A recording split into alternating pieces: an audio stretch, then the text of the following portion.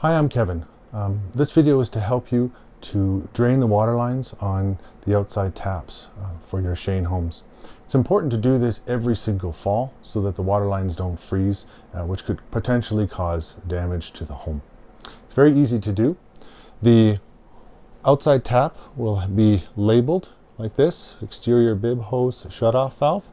You want to make sure that the water line is turned off. When the valve is perpendicular, like it is here, to the direction of the water line, that means that it's off. When the valve is in line with the water line, then the water is on. So we want to turn the tap off here.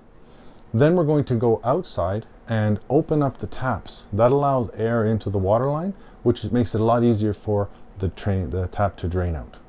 Now that we're outside, with the outside taps, to drain them off correctly before it gets really cold in the winter time, you want to loosen the vacuum breaker here, just so that some air can get inside. Otherwise the pipe won't drain.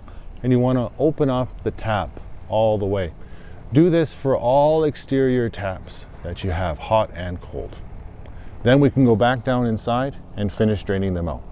Now that we have the outside taps opened up and those vacuum breakers loosened a little bit, now the air is going to get into the water line, making it easier to drain. How you drain it is on the tap, on the valve, there's a little tiny brass knob here. So when you loosen this knob, you're going to get a liter or two of water. It'll be important to have a bucket, container, even a bowl such as this one to catch the water. Otherwise you could make a bit of a mess in the house. You just want to drain out the water and then be sure to reinstall the little brass knob again.